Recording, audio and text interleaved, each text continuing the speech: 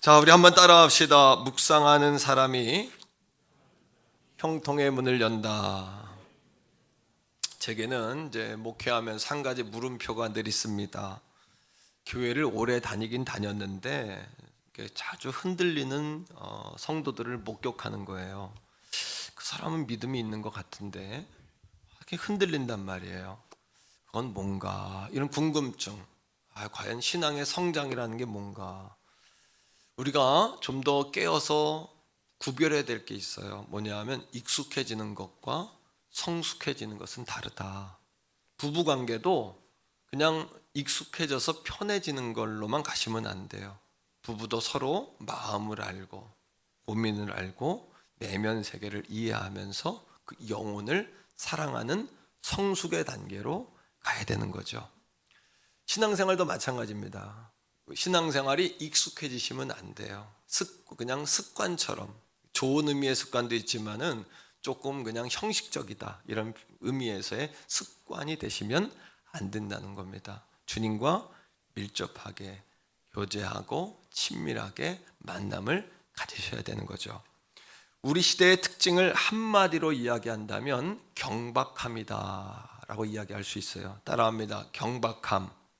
이 경박성, 경박함이라는 단어는 사전적으로 보면은 생각이 깊지 않고 조심성이 없어 가벼운 특성이나 성질 이런 뜻입니다. 가볍다는 거예요.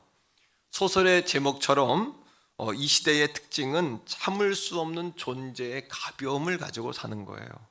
우리 신앙인들도 마찬가지예요. 무게감이 없고 가벼워요. 경박해요. 그래서 시편의 1편에 말하는 것처럼 바람에 나는 겨와 같아요. 겨가 뭔지 알죠?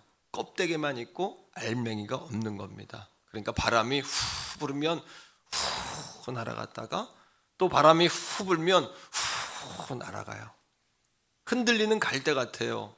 갈대가 왜 갈대입니까? 심지가 얇은 거예요. 그러니까 바람 불면 휘청했다가 바람 불면 또 휘청합니다. 가벼움, 경박성, 이것이 시대의 주류적인 흐름이다. 우리가 부인할 수 없는 사실이에요. 그러하게 우리의 위기는요, 세상의 어떤 요동이 아닌 것 같아요. 세상이 막 요동치는 것이 우리의 위기가 아니라 진정한 우리의 위기는 영혼이 흔들리는 거예요. 우리의 영혼이 무게감이 없으니 여전히 흔들립니다.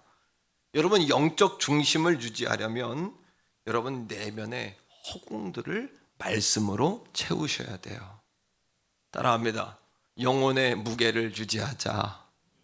그러려면 빈 공간마다 하나님의 말씀으로 채워야 된다는 거예요. 영혼의 무게를 위해서는 하나님의 말씀을 묵상하고, 묵상이라는 것은 내가 말씀 안에 거하고 말씀이 내 안에 머문다는 뜻이에요. 우리가 말씀 묵상 하니까 뭐 특별한 것을 또 하나, 그것이 아닙니다. 이미 하고 있었던 것을 좀 더 집중적으로 정리해서 체계화시키고 삶 속에 그것을 적용해 가자는 거지, 처음 듣는 이야기 또 뭔가 새로운 것을 한다고 생각하시면 피곤해져요. 그런 것이 아니라는 거죠. 오늘부터 말씀삼 50일 캠페인을 시작합니다. 말씀이신 하나님께서 이 땅에 육체로 오셨어요. 그리고 우리와 함께 라이프, 일반 우리와 함께 사셨어요. 그리고 십자가에 죽으시고 우리를 구원하신 후에 말씀을 다 이루었다라고 말씀하셨어요. 그것이 우리에게 주는 메시지입니다. 오늘 우리에게 주는 도전입니다. 흔들리는 갈대처럼, 바람에 나는 겨처럼 경박함을 가지고 참을 수 없는 존재의 경박함, 가벼움. 그래서 여러분, 여전히 세상 가운데 흔들리는 삶을 살 것이 아니라 말씀으로 변화받고 말씀으로 기준을 분명히 잡아서 세상에 나가 메시지로 향기를 뿜어내는, 따라합니다. 살아내는 겁니다. 우리가 살아내는, 향기로 뿜어내는, 편지로 펼쳐지는 그런 삶을 사는 것이 말씀삼 50일 캠페인의 핵심적인 정신이라고 말할 수 있을 것 같아요. 자, 그러려면 말씀의 능력이 무엇인지를 먼저 알아야 합니다. 저도 말씀을 준비하고 50일 캠페인을 구상하면서 배우는 게 많아요. 성령님이 주시는 지혜를 가지고 또 여러 가지 것들을 여러분 공부하고 연구하면서 내가 좀 더 미리 이 말씀에 대한 능력, 이 말씀 삶을 내가 깨달았다면 더 좋은 목사가 됐을 텐데, 이런 생각이 들고, 우리 성도님들은 이 급한, 이 조급한 이 마음을 알까? 성도들이 정말 알고 있는 걸까? 이런 마음이 들기도 하고, 다른 목사님들은 이런 단계를 깨달았을까? 그분들은 아실까? 이런 생각도 드는 거예요. 안타까운 마음, 설레이는 마음, 또 여러분 흥분되는 마음이 제 안에 있는 거죠. 말씀의 능력은, 여러분, 말씀은 영원합니다. 따라합니다. 하나님의 말씀은 영원성이 있다. 영원합니다. 꽃도 풀도 시들고 말라요. 모든 인생은 시한부예요. 한 번 더, 하루를 더 살았다는 거, 한 끼 더 먹었다는 것은 하나님 앞에 갈 날이 가까웠다는 거예요. 모든 것 올라가면 내려옵니다. 새 것이지만 언젠간 또 갈아야 합니다. 다시 살아야 돼요. 다시 사야 돼요. 바꿔야 돼요. 또 배워야 돼요. 세상에는 영원한 것이 아무것도 없어요. 그러나 베드로전서 1장 23절에 보면 하나님의 말씀의 영원성을 세 가지로 이야기해요. 찾아봅시다. 베드로전서 1장 23절 읽어요. 시작. 너희가 거듭난 것은 썩어질 씨로 된 것이 아니요 썩지 아니할 씨로 된 것이니 살아있고 항상 있는 하나님의 말씀으로 되었느니라. 할렐루야. 하나님의 말씀은 썩어지는 씨가 아니에요. 첫째 따라합니다. 썩지 아니하는 씨, 살아있고 항상 있는, 세 가지의 특성을 갖습니다. 하나님의 말씀이 떨어지면 이거는 썩지 않고 죽지 않기 때문에 영원한 생명의 열매를 반드시 맺게 돼 있어요. 절대적으로 열매를 맺습니다. 여러분, 반드시 오늘 이 아침에도 믿음은 어디에서 나냐 하면 들음에서 나요. 들음은 어디에서요? 그리스도의 말씀으로 만미하는 거예요. 두려움이 어디서 올까요? 들음에서 옵니다. 자꾸 들으면 전쟁의 소문, 전염병의 소문, 뭐가 떨어졌다, 뭐가 올라간다, 뭐가 어떻다, 이런 얘기 들으면 두려움이 오고 조바심이 생기고 조급함이 생깁니다. 마찬가지로 하나님의 말씀을 자꾸 들으면 그것이 여러분 안에 생명의 싹을 틔우는 거예요. 자, 24절에 이렇게 이야기해요. 시작. 그러므로 모든 육체는 풀과 같아요. 그 모든 영광은 풀의 꽃과 같으니 풀은 마르고 꽃은 떨어집니다. 다 시한부예요. 언젠가 유통기한이 다 있고요, 시한부고요, 올라가면 얼마나 올라가겠어요. 그러나 우리의 믿음은 독수리처럼 올라가서 쭉쭉 올라가요. 세상의 모든 거 이렇게 올라가는 거 없어요. 실력도 능력도 재산도 명예도 쭉쭉입니다. 세상에 영원한 건 있던가요? 전혀. 과거에 마시는 게 지금은 맛도 없고 나중에 또 맛있을 수도 있고, 과거에는 진리였지만 지금은 여러분 허구고, 또 나중엔 또 그게 진리가 돼버려요. 모든 건 다 바뀝니다. 그러나 25절에 시작. 오직 주의 말씀은 세세토록 있도다 하였으니 너희에게 전한 복음이 곧 이 말씀이라. 그러니까 말씀과 더불어 예수님의 십자가의 복음은 진리입니다. 영원한 진리입니다. 변하지 않는 진리입니다. 영원한 생명의 여러분 동화줄입니다. 생명줄입니다. 할렐루야. 이것만이 영원한 거예요. 땅만 바라보고 살지 말고 눈을 들어 영원을 바라보고 살기를 주의 이름으로 축복합니다. 두 번째, 따라합니다. 운동력이 있다. 하나님의 말씀은요, 운동력이 있습니다. 살아있고 운동력이 있어요. 그래서 기록된 말씀을 로고스라고, 그리스 철학의 용어를 가지고 인용해서 로고스라고 이야기합니다. 로고스인 말씀이 여러분, 내가 강단에서 선포할 때에 여러분에게 선포되는 메시지로 들리면 이것이 레마가 됩니다. 그러면 하나님의 말씀의 능력이 우리에게 전달돼요. 그러면 그 다음 단계는 뭐냐 하면 라이프의 단계, 우리의 삶 속에 영향력을 미치는 거예요. 따라합니다. 로고스, 레마, 라이프, 3단계, 삼위일체적으로 하나님의 말씀이 우리에게 녹아지고 이것이 우리의 삶에 여러분 약이 되고 영원한 복음이 돼야 되는 거예요. 히브리서 4장 12절인데 자, 이 말씀을 읽어봅시다. 시작. 하나님의 말씀은 뭐예요? 살아있고 활력이 있어 좌우의 날선 어떤 검보다 예리하고 혼과 영과 및 관절과 골수를 찔러 쪼개기까지 하며 또 마음의 생각과 뜻을 판단합니다. 하나님의 말씀은 오늘도 우리를 살립니다. 치료합니다. 생각을 바꿔줍니다. 자세를 바꿔줍니다. 태도를 바꿔줍니다. 기준을 달리합니다. 왜? 혼과 영, 우리의 영, 이 속사람, 진짜 사람을 하나님의 말씀은 파고 들어와서 바꿔주는 거예요. 뭐와 같으냐면 라이트와 같아서 빛이 딱 켜지면 어둠이 떠나는 것처럼 말씀이 딱 들어오면 우리 안에 어둠이 딱 떠나요. 믿음은 들음에서 나는 것처럼 들을 때 이 들리는 메시지가 영으로 딱 들어오는 겁니다. 그러니까 하나님 말씀 오늘 들을 때 여러분은 두려움이 떠나가는 거예요. 좌절이 떠나가는 거예요. 낙심이 떠나가는 거예요. 질병이 묶임을 받는 거예요. 고난도 환난도 잠잠하게 되는 것이에요.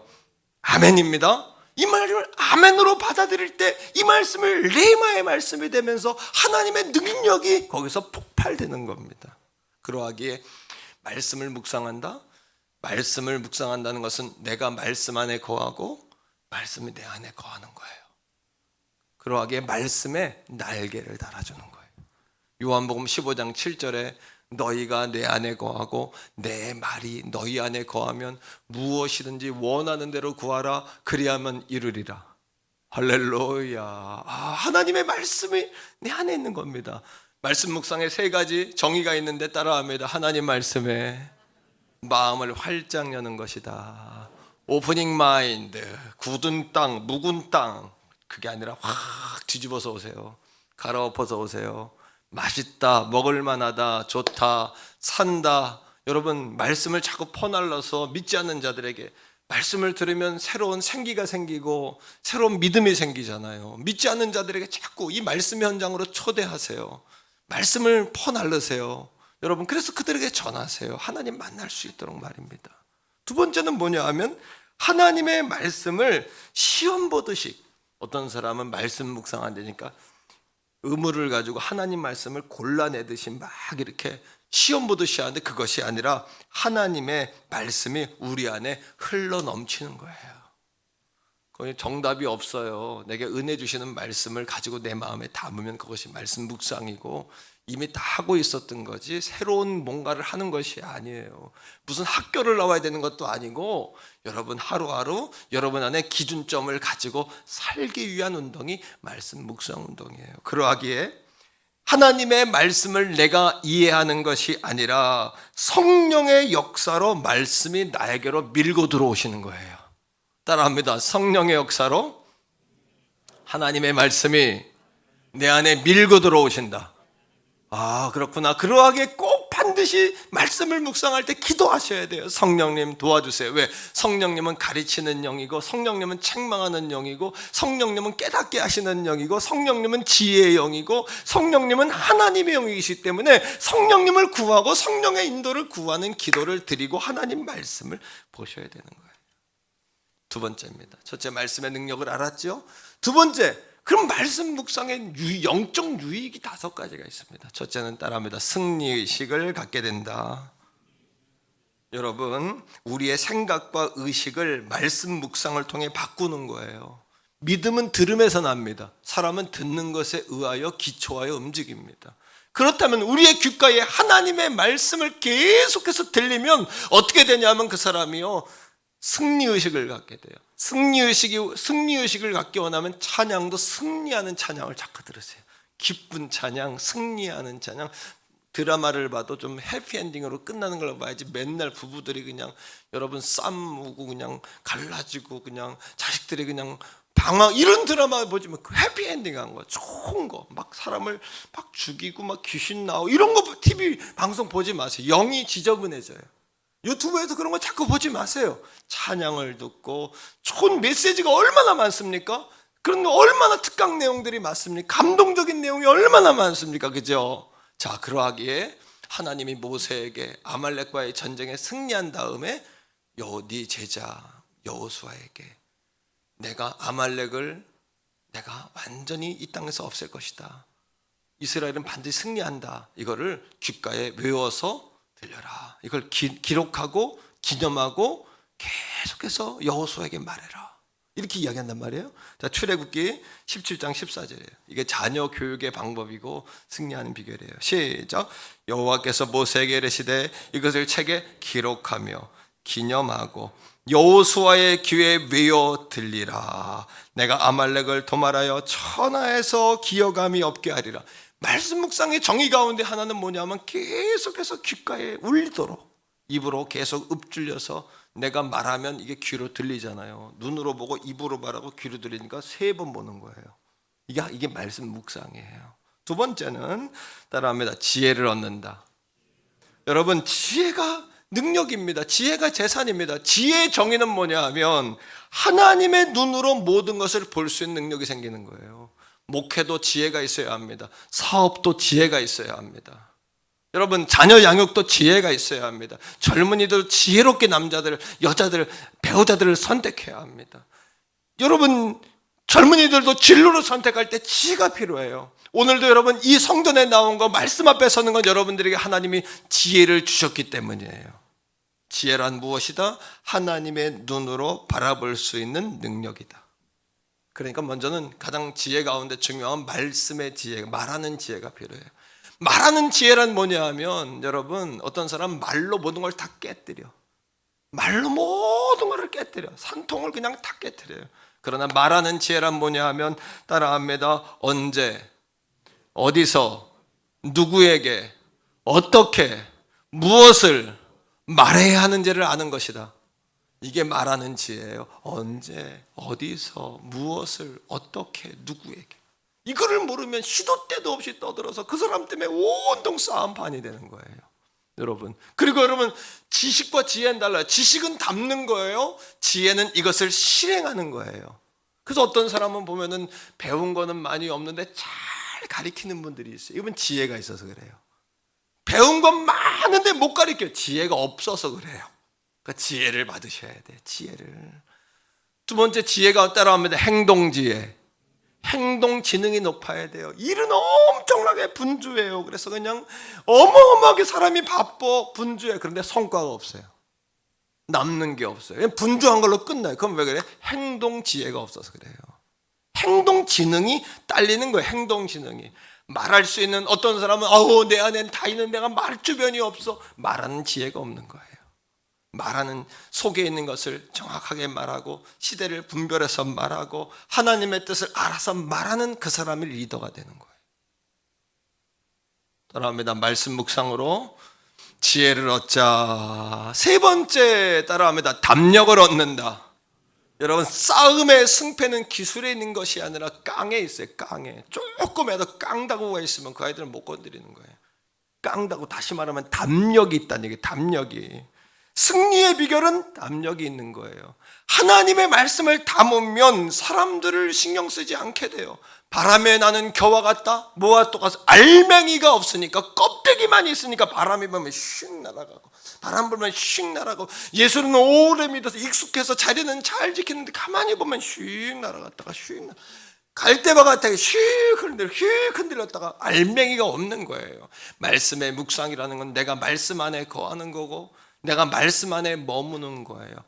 빠른 길을 선택하는 것이 아니라 내가 말씀 안에 느린 길을 선택하는 거예요. 복잡한 길을 선택하는 것이 아니라 단순한 라이프 스타일을 내가 선택하는 것이에요. 그 담력이 거기서 주어지지 않습니까? 여호수아 1장 7절에 하나님이 모세가 죽고 그 후계자 여호수아에게 한 이야기입니다. 군사를 많이 둬라, 돈을 많이 모아둬라, 그렇게 이야기하지 않아요. 자, 7절입니다. 여호수아 1장 7절 시작. 오직 강하고 극히 담대하며 나의 종 모세가 내게 명령한 그 율법을 다 지켜 행하고 우로나 좌로나 치우치지 마라. 그리하면 어디로 가든지 형통하리라. 우로나 좌로나 우로나 뭐예요? 흔들리는 갈대와 같고 바람에 나는 겨와 같아요. 알맹이가 없는 거예요. 그러니까 뭐예요? 우로나 좌로나 치우쳐요. 모래 위에 집을 지은 거예요. 바람 불고 창 홍수 나면 다 쓸려가요. 그러나 말씀에 묵상하는 사람, 말씀을 담고 사는 사람, 말씀을 날마다 읊조리고 사는 사람, 그 말씀을 마음에 늘 기억하고 사는 사람은 반석 위에 지은 집 같아서 바람이 불어도 홍수가 나도 태풍이 불어도 염려가 없는 줄로 믿습니다. 여러분, 이런 삶을 살아야 되는 거예요. 여러분, 네 번째 따라합니다. 고난을 이기게 된다. 말씀을 묵상하는 사람은 형통의 문을 열어요. 왜? 고난을 이기니까 그래요. 여러분, 말씀 묵상은요, 역경도 지치게 만들어요. 말씀 묵상은요, 고난도 도망가게 만들어요. 고난도 질리게 만들어요. 내가 10년 동안 싸움 아닌 싸움을 해봤어요. 얼마나 고통을 나고 어려웠는지 누구에게 말할 수도 없고 의지할 사람도 없고 믿을 사람도 없어요. 오로지 내가 할 수 있는 것은 뭐냐면 하나님의 말씀만 붙잡고 늘어지는 거예요. 그랬더니 세상에 지혜 있는 사람, 높이 있는 사람, 권세 있는 사람도 내 앞에서 다 꼼짝 못하는 건 아니지만 어떻게 할 줄 못하더라고. 왜? 말하는 것마다 옳은 얘기를 하고 가는 길마다 옳은 길로 가고 선택하는 것마다 옳은 선택을 하니까 아무도 뭐라고 못해요. 한 번 더 고백적으로 말합시다. 말씀 묵상은 역경도 지치게 만든다.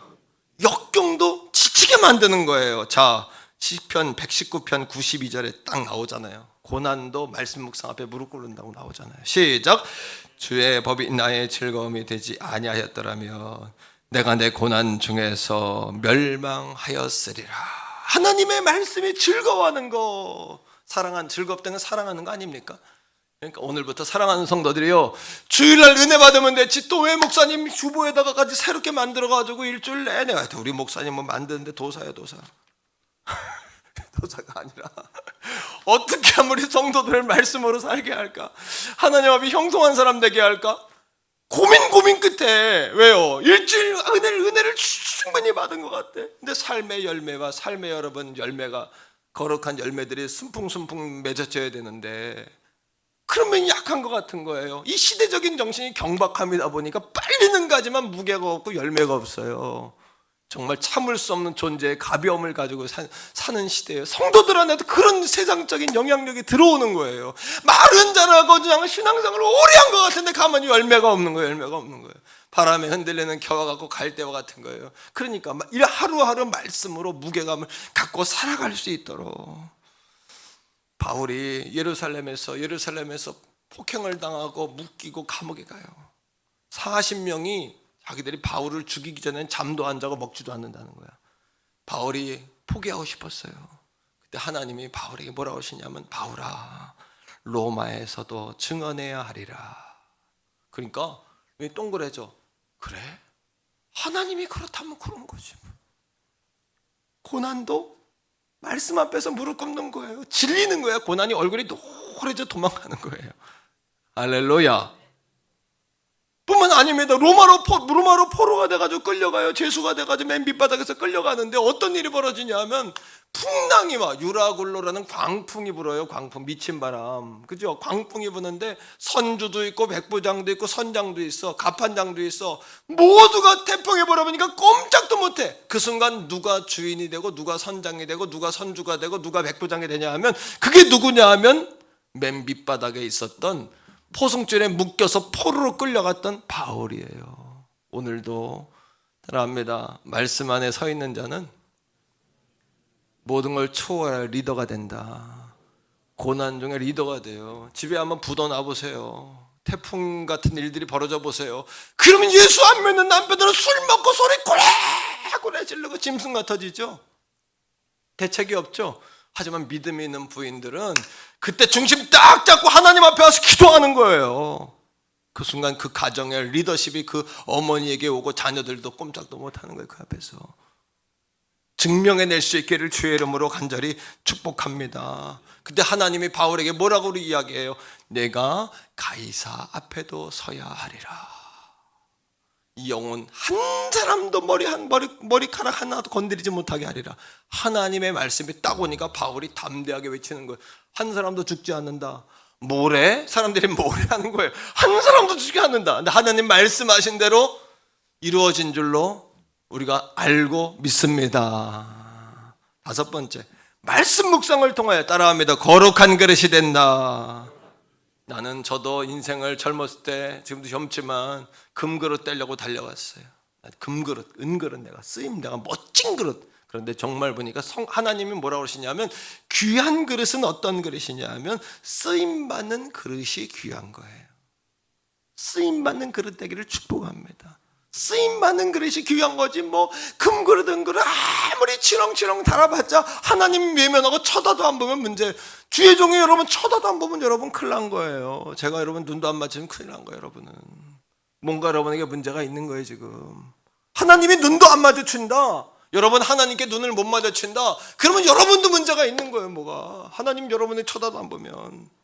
여러분 읽어보세요. 디모데후서 2장 21절 시작. 그러므로 누구든지 이런 것에서 자기를 깨끗하게 하면 귀 쓰는 그릇이 되어 거룩하고 주인의 쓰임에 합당하며 모든 선한 일에 예비함이 되리라. 할렐루야.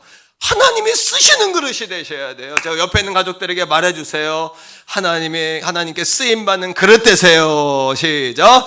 하나님께 쓰임받는 그릇 되세요. 마지막 세 번째입니다. 말씀 묵상으로 형통하셔야 돼요. 형통의 문이 열려요. 왜요? 하나님과 동행하는 사람이 형통하거든요. 하나님과 동행한다는 건 뭐냐 하면 내가 말씀 안에 거하는 거예요. 내가 말씀 안에 머무는 거예요. 내가 말씀을 사모하여 내 안으로 말씀을 담아내는 거예요. 아멘. 이게 말씀 묵상이에요. 자, 요셉이 형통했어요. 창세기 39장 2절 보세요. 자, 요셉이 형통했는데 하나님과 동행했기 때문에 형통했대. 하나님과 동행한 걸 어떻게 하냔 말이에요. 눈에 보여요? 안 보이잖아요. 시작.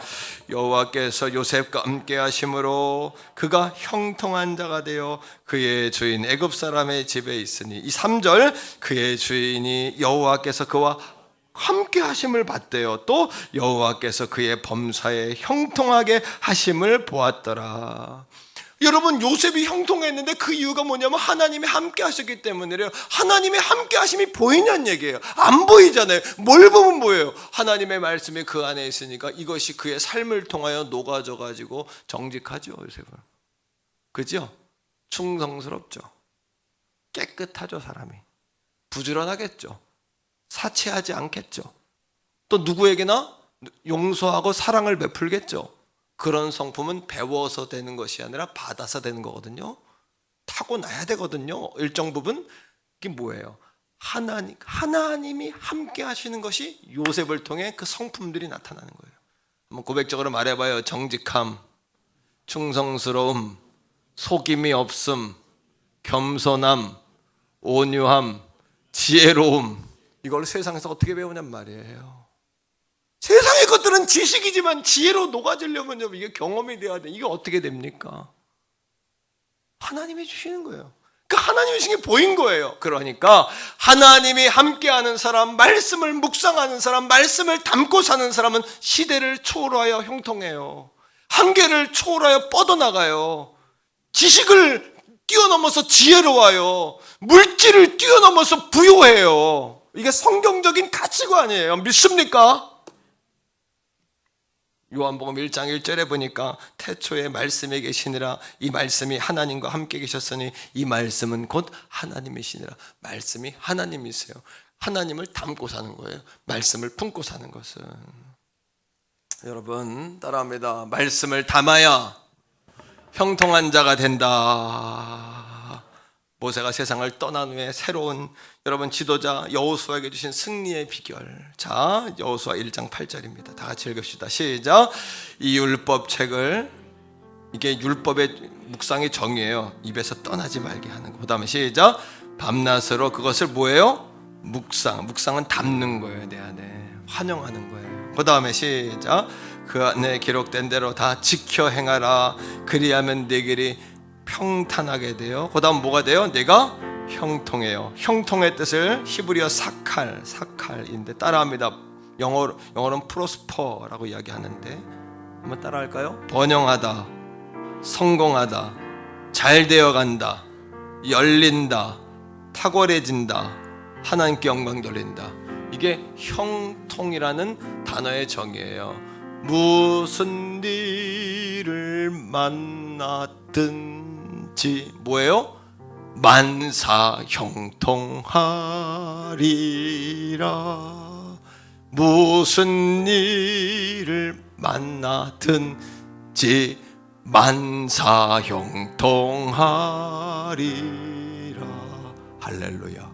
이겁니다. 만사가 형통이 돼버리는 거예요. 왜? 하나님이 내 안에 계시니까, 말씀이 내 안에. 이게 안 되니까 예수를 믿어도 익숙함으로 믿는 거지 성숙이 없고 친밀감이 없어요. 이거였던 거예요. 이 문제가, 우리 문제가 이거였던 거예요.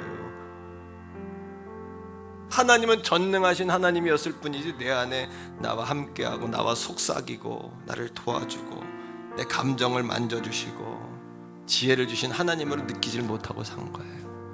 사랑하는 성도 여러분, 시편 1편 1절 보세요. 여기 보면은 시작이 뭐예요? 복이에요. 복. 그죠? 창세기 12장 2절에 아브라함에게 뭐가 되라고 하세요? 너는 복이 되라. 어떻게 복될까요? 시편 1편에 복이 되는 방법이 나오는 거예요. 시편이 150편까지 있는데 150편 전체를 풀어내는 열쇠가 시편 1편이에요. 그 핵심 키가 뭐냐? 복이에요.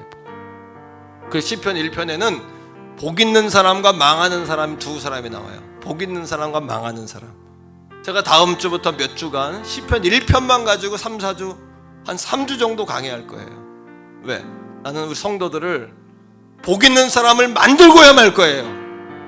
내가 만드는 게 아니고 하나님이 제게 그 마음을 주셨기 때문에 복된 길을 내가 여러분들에게 잘 설명할 테니까 마음은 활짝 열고 복 받는 정말 복 있는 사람이 되세요.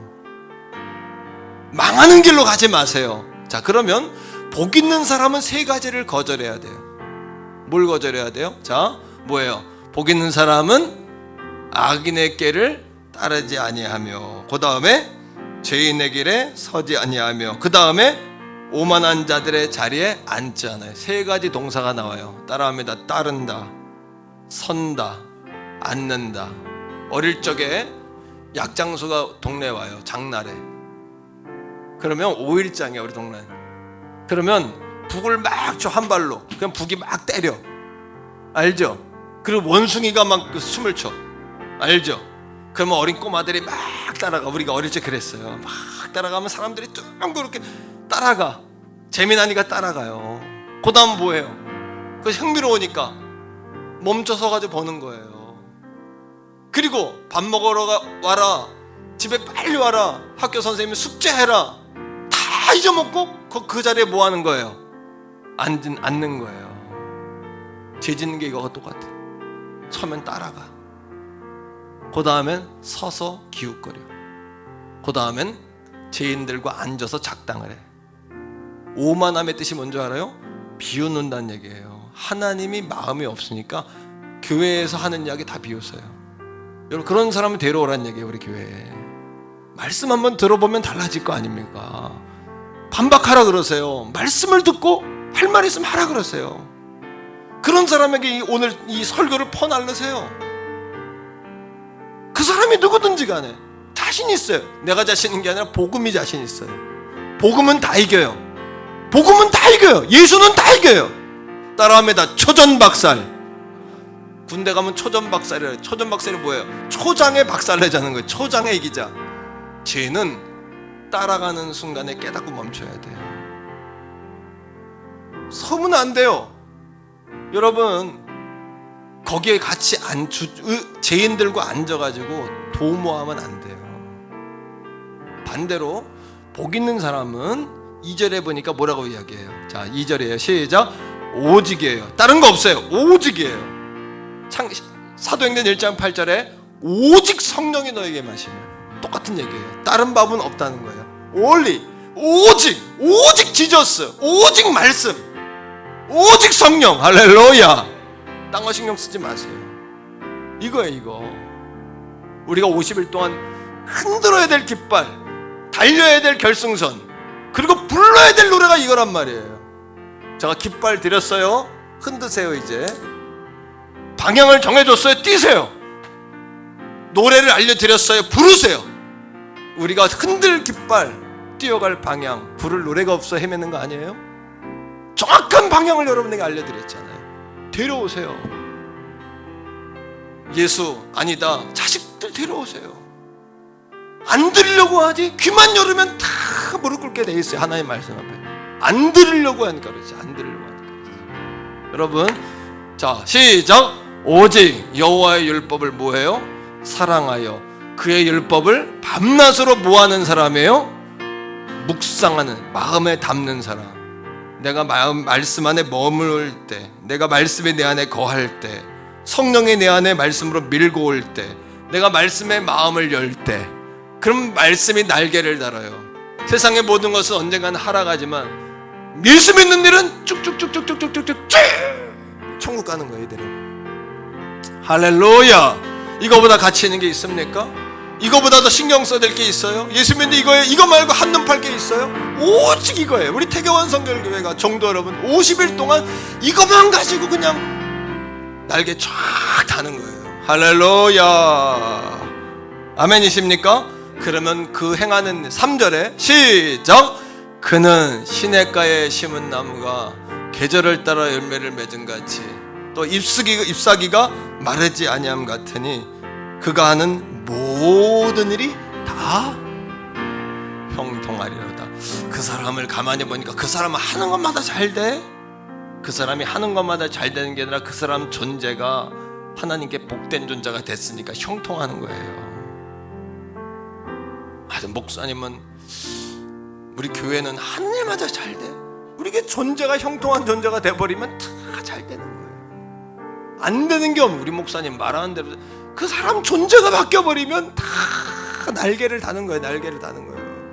날개 다는 법을 다 알려드렸어요. 날개 다 다세요. 날아오릅시다. 우리